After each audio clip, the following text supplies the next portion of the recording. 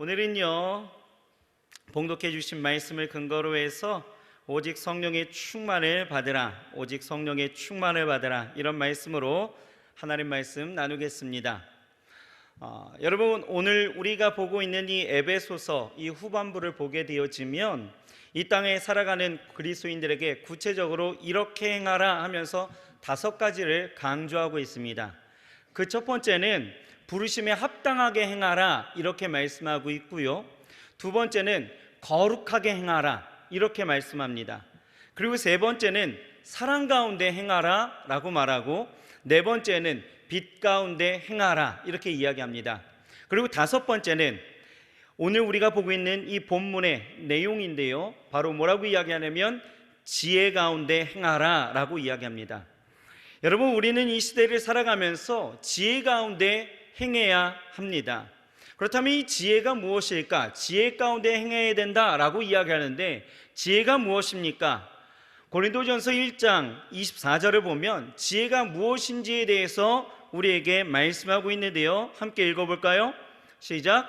오직 부르심을 입은 자들에게는 유대인이나 헬라인이나 그리스도는 하나님의 능력이요 하나님의 지혜니라. 잘 보세요. 그리스도는 하나님의 능력이고 그리스도는 하나님의 지혜다라고 말씀하고 있죠. 그러니까 지혜 가운데 행한다라는 것은 그냥 삶을 그냥 아무렇게나 되는 대로 막 사는 것이 아니라 예수 그리스도 안에서, 예수 그리스도가 기준이 되어 예수 그리스도가 우리의 믿음이 되어 그 안에서 행해야 된다라고 말씀하고 있는 거예요. 왜 그렇습니까? 왜요? 우리의 인생이 그만큼 소중하다라는 거예요.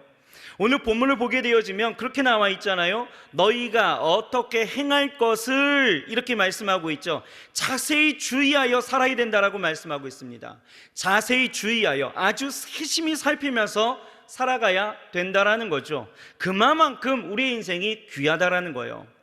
여러분, 짝퉁과 진퉁의 차이가 어디서 나타납니까? 언제요? 오늘처럼 비 오는 날 우리는 확연하게 알 수 있는 거죠.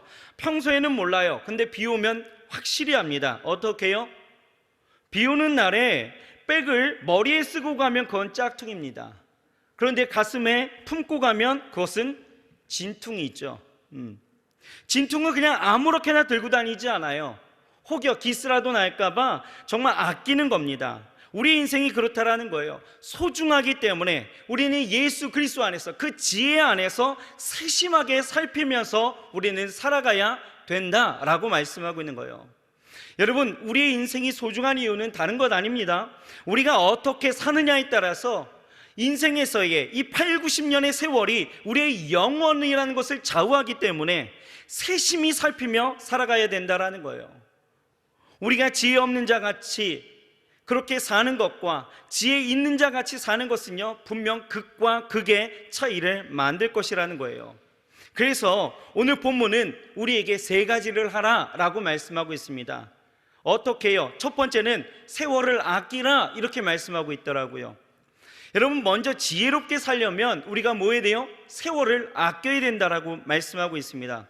여기서 아끼라라는 것은요, 에카로라조라고 이야기하는데, 이 에카로라조는 상업 용어입니다. 그러니까 이런 거죠. 여러분, 요즘은 마트에서 어떤 물건을 살 때 대부분 정찰제이기 때문에 값을 깎아달라고 흥정하지 않습니다. 예를 들면 이마트나 롯데마트, 홈플러스에 가서 라면을 사는데 가격표에 5,600원 이렇게 적혀 있음에 이제 그것을 하나 집어들고 계산대에 가고 직원에게 이야기하는 거죠. 아이, 그러지 말고 내가 한꺼번에 사니까 1,000원만 깎아달라고, 이렇게 이야기하면 어떻게 될까요? 정신 나간 사람 취급받는 거예요. 그렇죠? 그런데요, 수년 전만 해도 달랐습니다. 우리 아버지 세대에서는요, 시장에 가서 물건을 살 때 이거 얼마예요? 라고 하면은 상인이 이거 3만 원입니다 라고 이야기하면 아버지가 그렇죠. 아이, 이게 3만 원? 너무 비싸. 그러면서 이거 10,000원에 합시다, 이러는 거예요. 그러면 상인은요, 어떻게 합니까? 이거 땅 파서 장사합니까? 라고 이야기하면서 그렇게 못 주겠다라고 이야기하면요, 아버지는 그냥 미련도 없어요. 그냥 뒤돌아섭니다. 그러면요, 어떻게 해요? 상인이요, 얼른 붙잡죠. 에이, 그러지 말고. 그러면서 상인이 이야기합니다. 2만 원에 합시다, 2만 원에. 좀 전에 3만 원이었는데 금세 10,000원 깎인 거예요. 20,000원에 합시다. 그러면 아버지가요 갑자기 그냥 곰곰이 생각하는 척 하시면서 그러지 말고 15,000원에 합시다 이러는 거죠. 그러면 이 상인이 안 돼요 안 돼요. 그러다가 어떻게 해요? 그냥 17,000원에 합시다. 더 이상 안 돼요. 17,000원 땡땡땡 끝. 그러면서 17,000원에 사는 거예요. 30,000원짜리 물건이 그렇게 흥정을 했더니 17,000원이 돼서 사고팔게 되는 거죠. 그래서 옛날에는요 이렇게 물건을 사려면 그냥 제값 주고 사는 사람들이 거의 없었다라는 거예요. 그러면 호갱 취급 받게 되어지는 거죠. 흥정해야 제대로 살 수 있었다라는 거예요. 여러분, 아끼다라는 것이 바로 이런 겁니다. 세월을 아끼라라는 것은 주어진 기회와 시간을 그냥 함부로 사용하지 말고 최대한 활용해야 한다라는 것입니다. 왜요? 왜 그렇습니까? 오늘 성경은 분명히 이야기하죠. 때가 악하다라는 거예요. 이 세상은 우리가 주어진 시간을 함부로 낭비할 만큼 위험하고 또 영적으로 타락한 악한 세상이기 때문에 시간을 지혜 있는 자 같이 사용해야 된다라고 말씀하고 있는 거예요. 제가 DDT 그 강의 시간에 강의하면서 이 아이스 브레이크 시간에 이런 질문을 던졌습니다. 한 번은 당신에게 24시간 플러스 3시간이라는 시간이 주어진다면 무엇을 하시겠습니까? 라고 질문을 했더니 강의를 듣고 있는 우리 모든 거의 대부분의 청년들이 뭐라고 이야기하느냐? 목사님 저는 잘 거예요. 다 잔대요. 그럼 넌 뭐 할 거니? 저도 잘 거예요. 넌 뭐 할 거니? 다 잔대요. 근데 T 계열 그 ENFT 하고 T 계열은요 좀 다르더라고요. 3시간을 또 쪼갭니다. 1시간은 책을 읽을 거고요, 1시간은 누굴 만날 거고요, 1시간은 잔대요. 결국은 잔대요. 그래서 또 한번 이런 질문을 한번 던져봤었어요.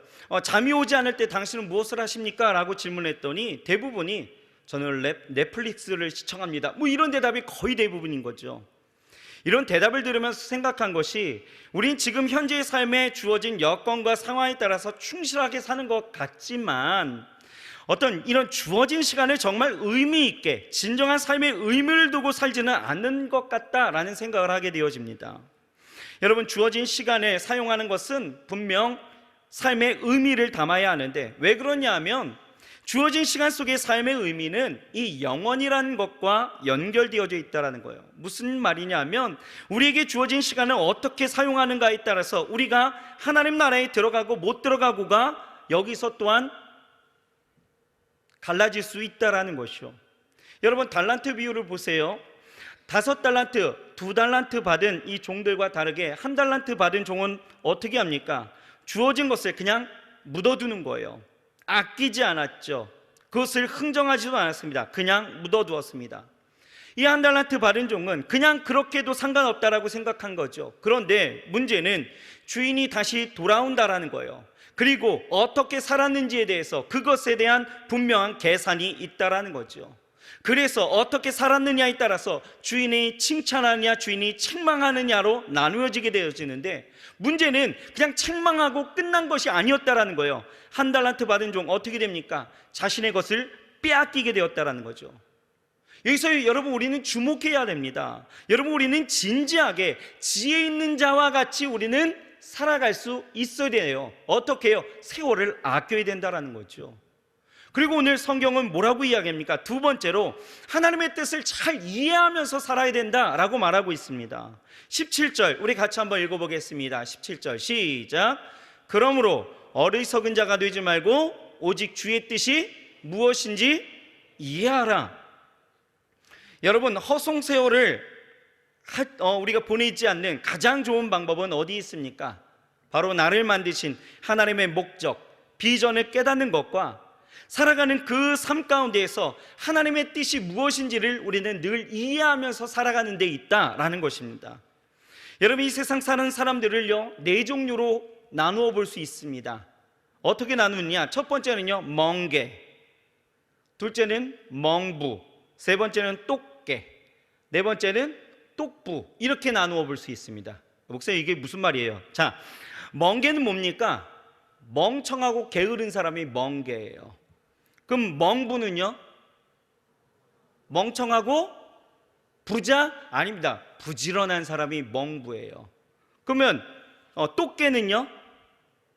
그렇죠. 똑똑하면서 게으른 사람. 그럼 똑부는요? 똑똑하면서 부지런한 사람. 자, 그럼 문제 하나 낼까요? 여러분, 이 네 종류의 사람 가운데에서 가정과 사회와 공동체에 가장 많은 해를 끼치는 사람은 누구일까요? 누구일까? 멍개일까요? 똑개일까요? 여러분, 예상외로 이 질문에 대한 답은요, 바로 멍부입니다. 멍청하고 부지런한 사람. 얼핏 생각하게 되어지면 멍청하고 게으른 사람이 가장 쓸모없고 해를 끼치고 나쁜 사람일 것 같지만 실제로는 그렇지 않아요.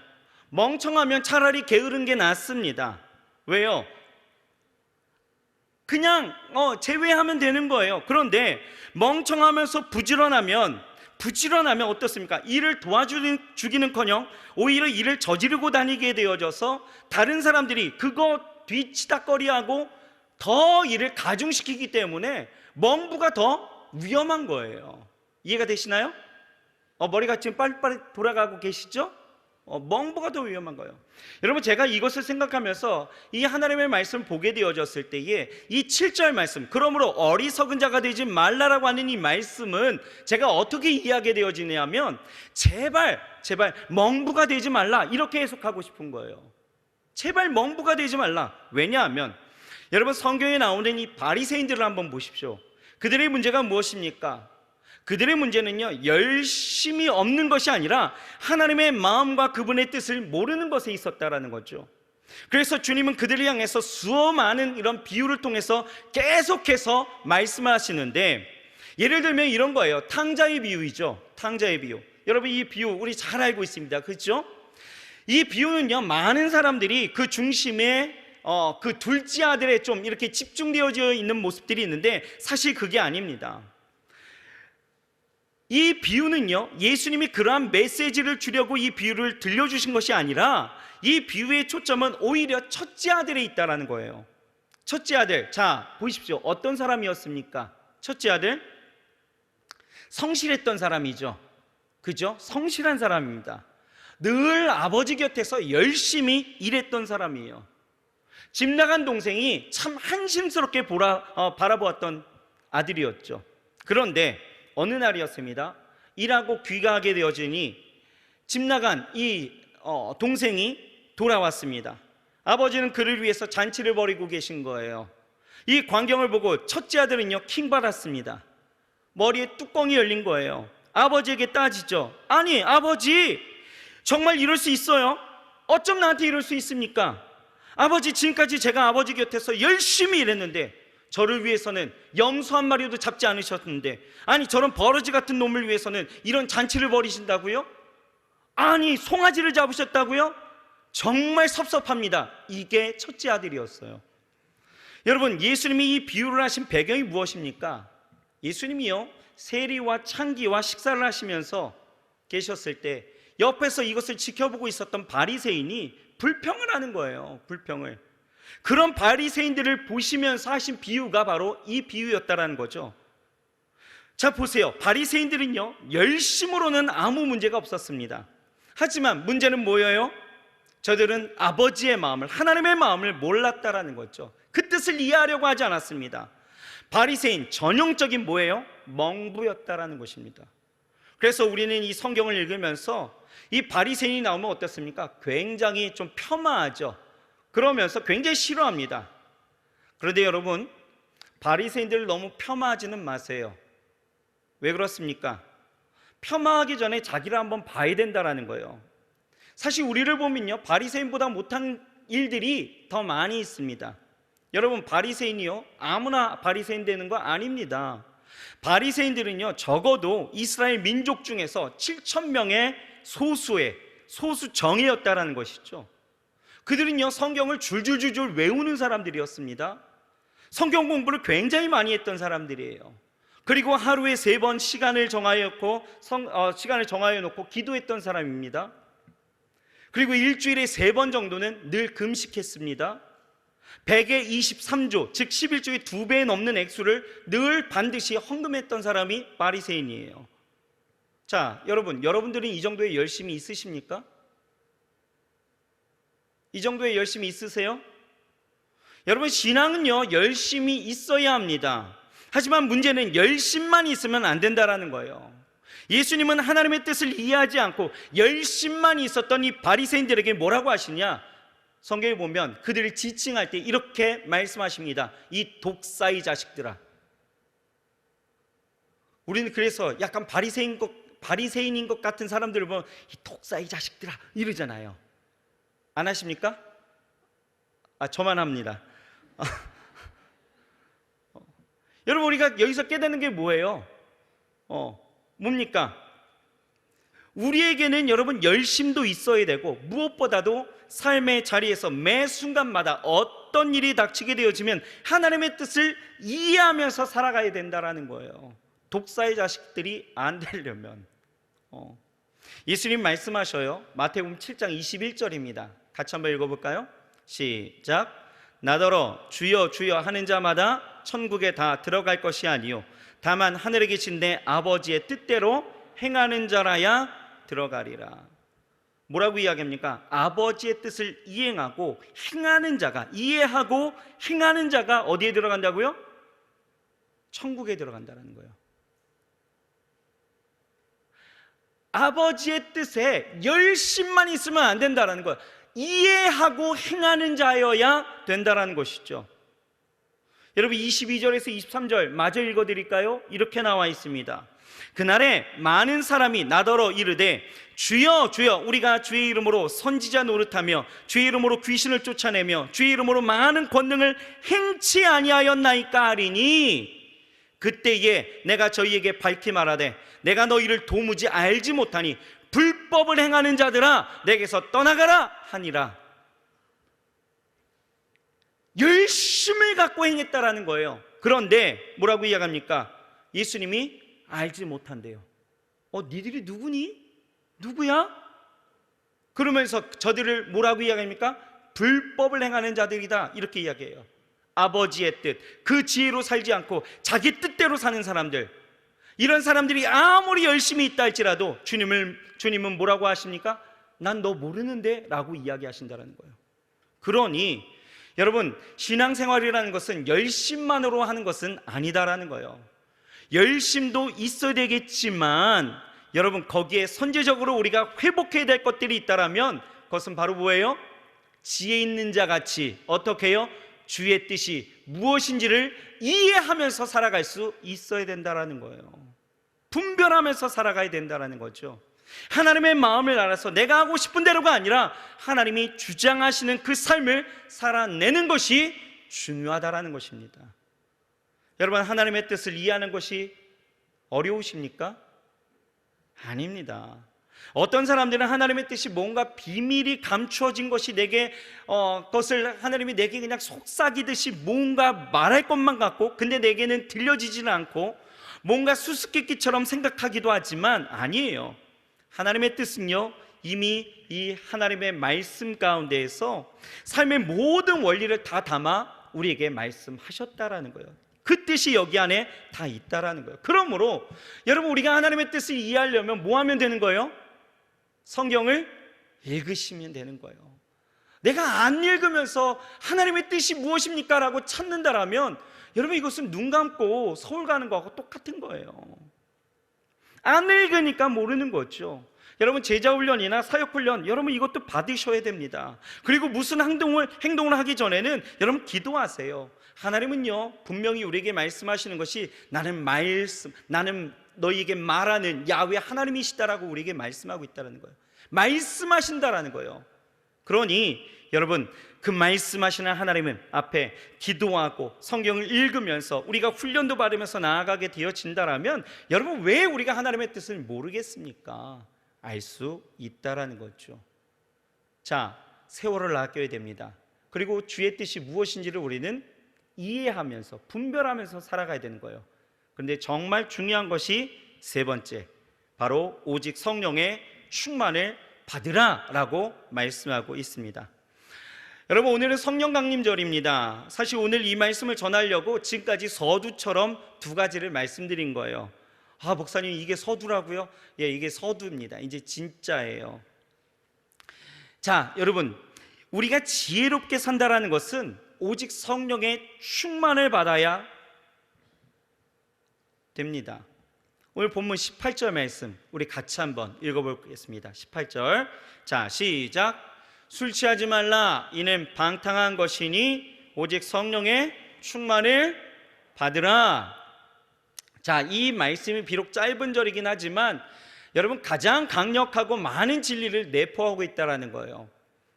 여러분, 우리는 이 말씀을요 문법적으로 좀 생각해 본다라면 여기서 우리는 이 말씀이 왜 중요한지를 우리가 찾아볼 수 있어요. 자, 문법적으로 중요한 것 하나는요, 오직 성령이 충만을 받으라 라는 이 문장이 여러분 현재 진행형, 현재 명령형으로 되어 있다는 거예요. 성령에 관해서 우리에게 주신 명령 가운데 이 현재 명령형으로 되어 있는 곳은요 딱 두 군데입니다. 에베소 4장 30절에 성령을 근심하게 하지 말라라고 하는 것하고 오늘 바로 이 말씀 오직 성령의 충만을 받으라, 이 두 군데밖에 없어요. 무슨 말이냐 하면 성경은요 우리에게 성령 세례라는 것, 내가 성령 세례, 내가 성령을 받는다라는 것은 일회적인 사건이지만 성령의 충만이라는 것은 내가 과거에 한번 성령 충만 받은 것으로 족하지 않는다라는 거예요. 어떻게 해요? 현재 명령형이라는 것은 매일매일 매 시간마다 계속해서 이 성령의 충만을 내가 유지하고 있어야 된다는 거예요. 받아야 된다는 거죠. 여러분, 신앙 상담을 하다 보면 가끔 제가 이런 질문을 합니다. 성령 충만 받았나요? 라고 이야기를 해요. 그러면 다 받았대요. 그럼 언제 받았냐? 라고 물어보면 전 초등학교 4학년 때 받았습니다. 저는 중학교 때 받았습니다. 10년 전에 받았습니다. 5년 전에 받았습니다. 이럽니다. 좋아요. 그런데 하지만 어떻게 받았냐라고 하면 대개 보면 수련회 때 받았습니다. 기도회 때 받았습니다. 이렇게 이야기하는데, 여러분, 하지만 이 성령 충만은 이렇게 과거에 한 번 받고 끝낼 일이 아니다라는 거예요. 지금 우리가 매일매일 매 순간 계속해서 성령의 충만을 받으라라고 성경은 강조하고 있다라는 거죠.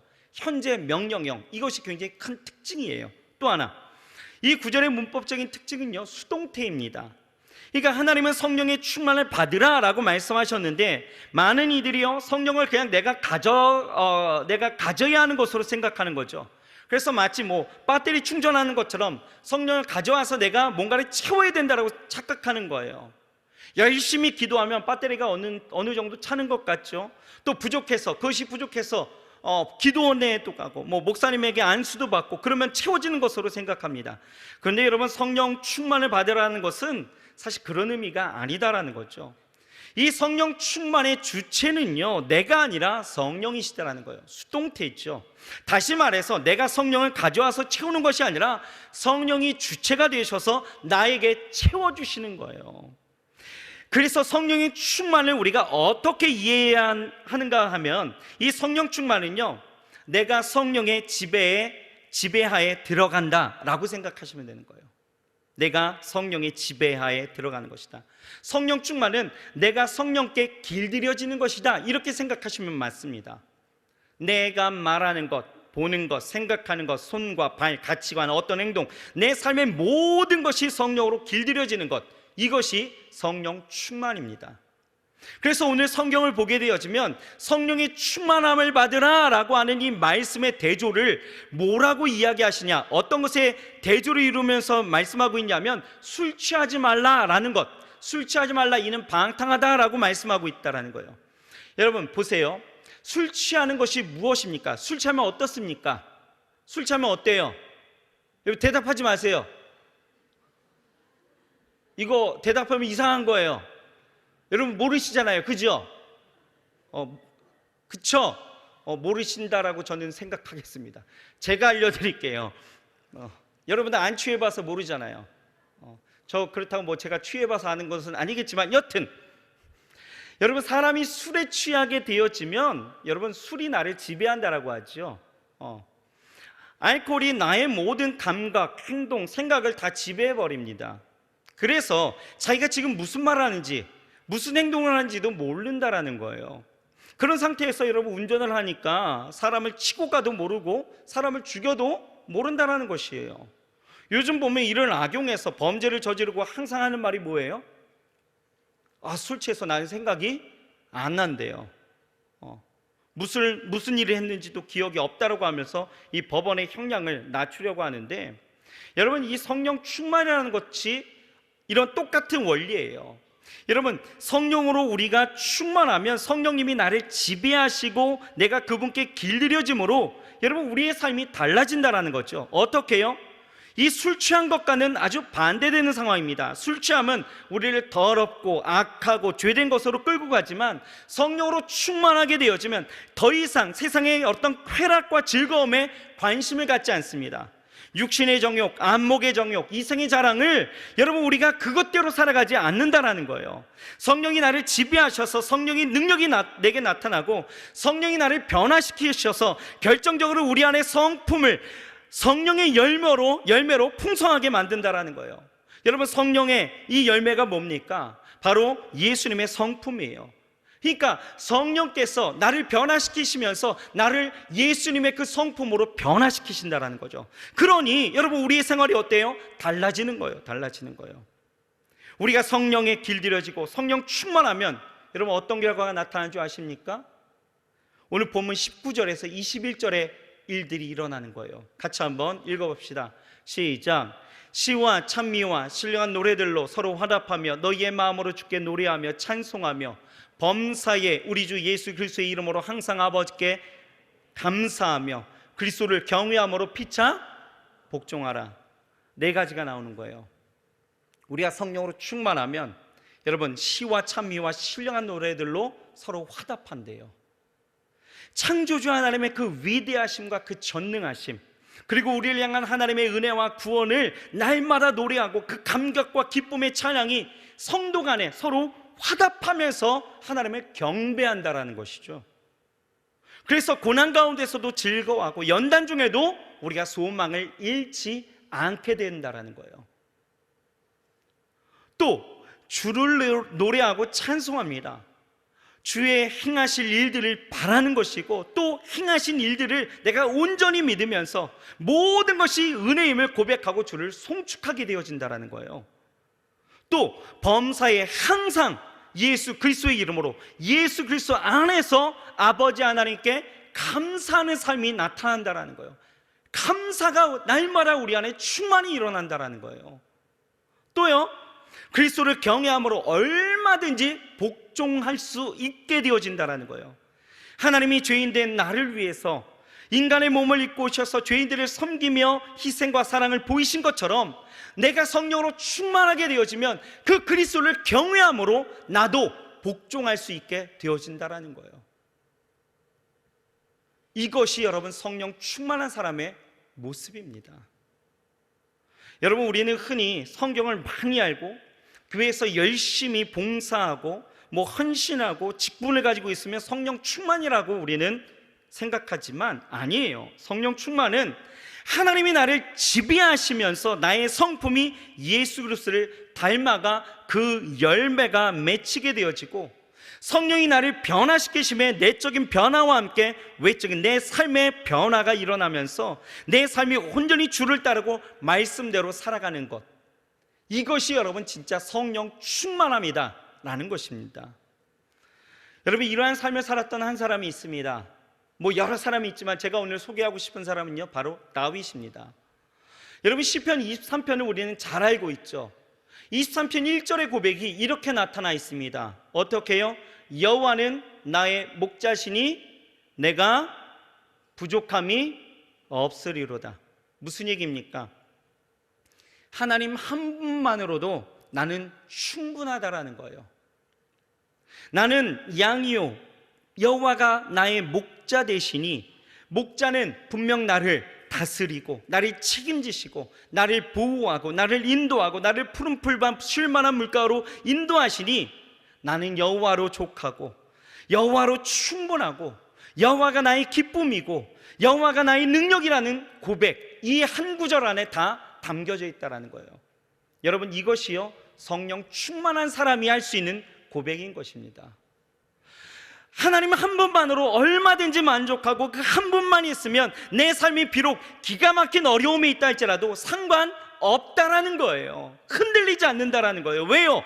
목자가 나를 지배하고 나를 다스리시니, 그 목자는 나를 버리시지 아니하시고 나를 끝까지 책임지시며 무엇보다도 가장 좋은 것으로 나를 채워주시기 때문에 어떤 상황이 중요한 것이 아니라 내가 그분의 존재 안에 내가 들어가 있음에 그분이 나를 덮고 있고 나를 지배하고 계심이 중요하다라는 거죠. 여러분, 다윗이 그랬습니다. 여러분, 골리앗을 만나기 전에 이 다윗의 모습을 한번 보세요. 그가 골리앗 앞에 나아가려고 했을 때에 사울왕이요, 이 소년 다윗을 말립니다. 어리니까 안 된다라는 거예요. 그 말림 속에서 이 다윗은요 고백합니다. 이 고백을 여러분 한번 집중해서 한번 생각해 보세요. 사무엘상 17장 34절에서 36절입니다. 같이 한번 우리 천천히 한번 읽어볼까요? 시작. 다윗이 사울에게 고하되 주의 종이 아비의 양을 지킬 때에 사자나 곰이 와서 양떼에서 새끼를 움키면 내가 따라가서 그것을 치고 그 입에서 새끼를 건져내었고 그것이 일어나 나를 해하고자 하면 내가 그 수염을 잡고 그것을 쳐 죽였었나이다. 주의 종이 사자와 곰도 쳤은즉 사시는 하나님의 군대를 모욕한 이 할례 없는 블레셋 사람이리이까 그가 그 짐승의 하나와 같이 되리이다. 여러분 생각해 보세요. 아무리 혈기왕성한 청년일지라도 사자나 곰 앞에서는 꼼짝할 수가 없는 거예요. 그렇지 않습니까? 그런데 다윗도 어떻게 했어요? 아비의 양을 움켜가는 그 사자와 곰을 쳤다라는 거예요. 그 입에서 양을 건져냈다라는 거예요. 그래도 그것이 일어나서 나를 해하고자 했을 때는요, 그것을 수염을 잡았대요. 그리고 그것을 쳐 죽였다라는 것입니다. 여러분, 이것이 어떻게 가능했을까? 그러면서 다윗은요 하나님의 군대를 모욕하는 이 골리앗마저도 쳐버리겠다라고 단단히 마음을 먹고 그 전장에 나아갔다라는 것이죠. 저는 이 모습이요 성령 충만했던 다윗의 모습이라고 생각을 합니다. 성령이 충만하게 임하시니까 그 권능의 능력이 임하게 되어지고 또 하나님의 이름이 모욕되어지는 그 상황 가운데에서 그 분노를 발할 수 있는 그 용기와 힘, 그것은 성령의 충만한 사람의 모습이다라는 거예요. 다윗은 이 삶을 시편 23편에서 나오는 것처럼 사망의 음침한 골짜기를 걸을 때가 한두 번이 아니었잖아요. 성령으로 충만했던 그가 전쟁에 나가서 단지 골리앗을 이겼을 뿐인데 그 이후로 사울이 쫓아다니고 죽이겠다라고 이야기하고 또 광야에서 만난 자기를 따르는 그 자들이 자신들의 처와 아이들이 붙잡혀갔다라는 이유로 이 다윗을 쳐 죽이려고 하고 또 도망다니는 신세 가운데에서도 힐난하고 조롱한 사람들이 넘쳐났고 심지어는 노년에는 자기 아들이 아버지를 배신해서 반역해서 인생이 조금 평안하다 싶었을 그때에 또 다시 도망길에 올랐던 일들도 있었다라는 거예요. 정말 사망의 음침한 골짜기였죠. 그런데요 그 상황에서도 다윗은 뭐라고 이야기하느냐? 시편 23편 4절입니다. 같이 읽어볼까요? 시작.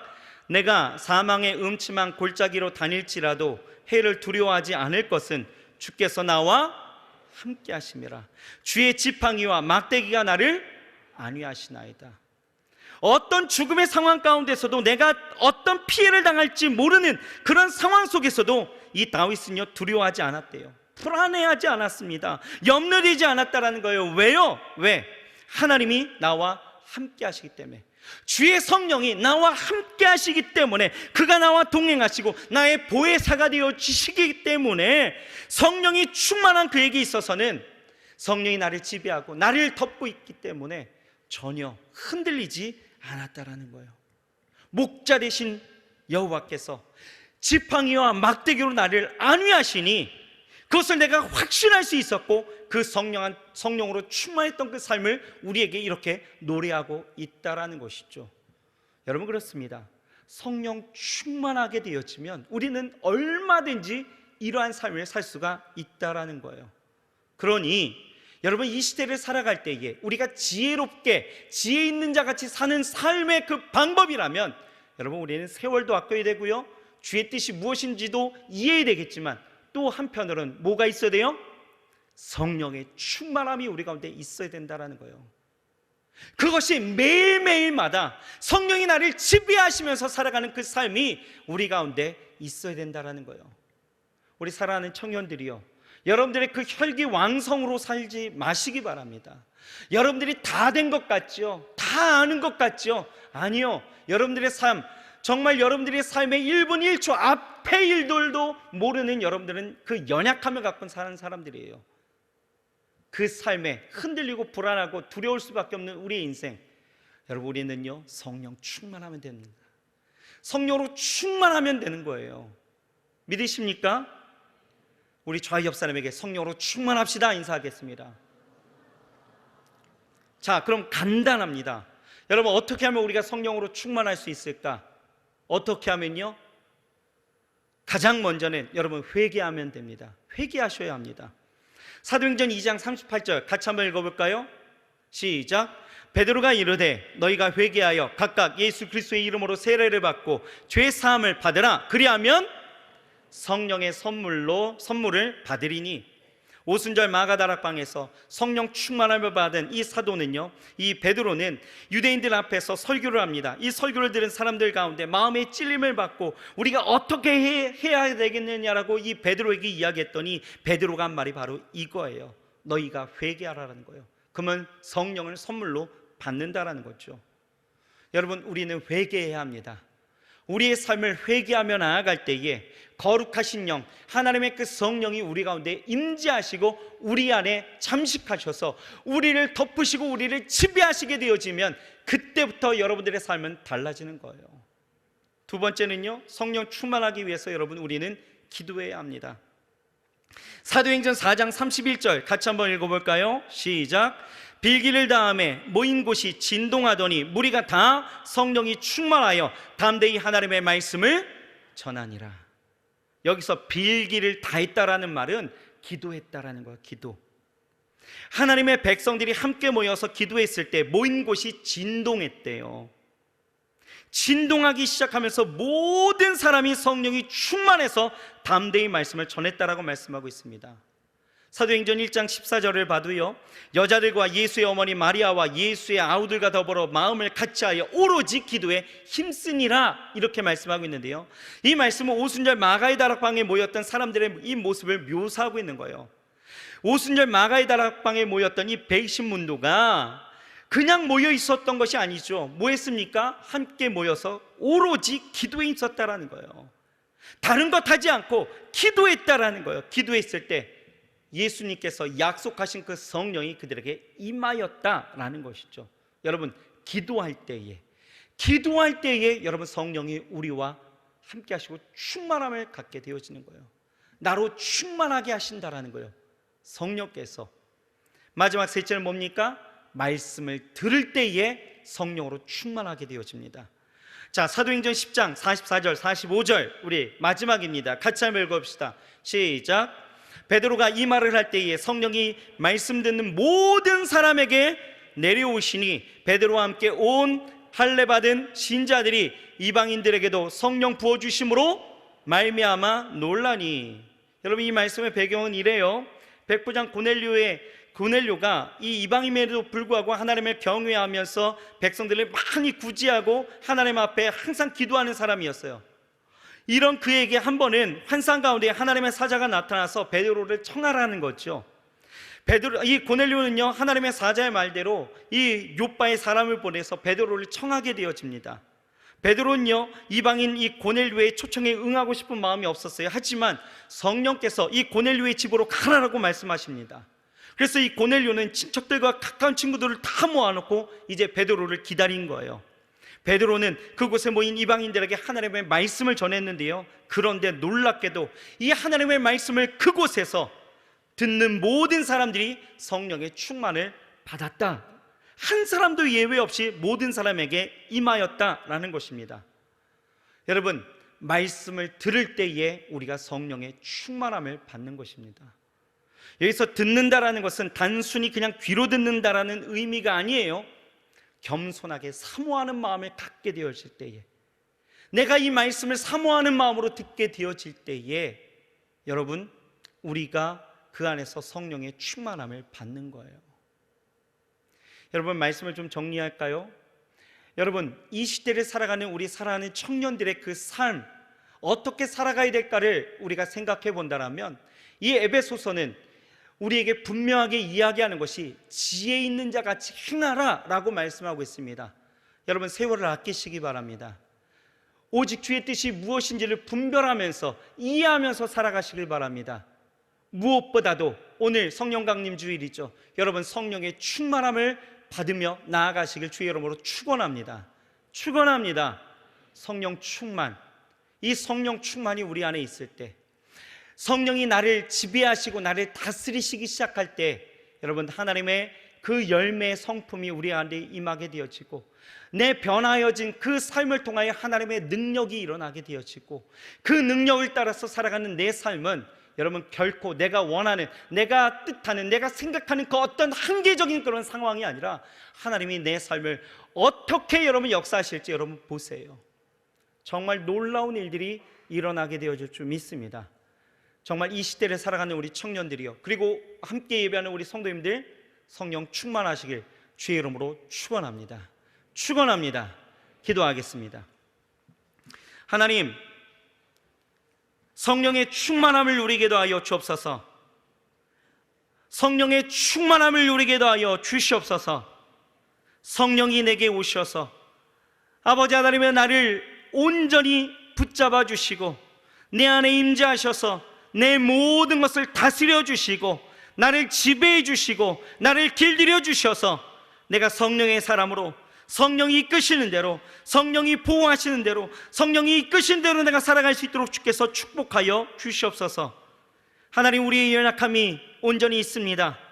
1분 1초 그 앞도 내가 모르는 그런 인생을 살아가는데, 아버지 하나님이 우리는 어리석게도 나를 의지하고 내 생각을 의지하고 내 감각을 의지하면서 살아갑니다. 하나님, 오늘 우리가 이 시대를 살아갈 때에 정말 지혜 있는 자 같이 예수 그리스도 안에서 성령의 충만함을 받고 아버지 하나님의 성령이 이끄신 대로 살아갈 수 있도록 도와주셔서 다윗과 같은 그 삶이 우리 가운데도 있게 하여 주시옵소서. 아버지 하나님의 베드로와 같은 그 삶이 우리 가운데도 있게 하여 주시옵소서.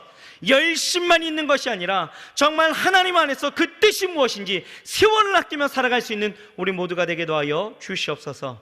예수님의 이름으로 감사하며 간절히 기도드렸사옵나이다. 아멘.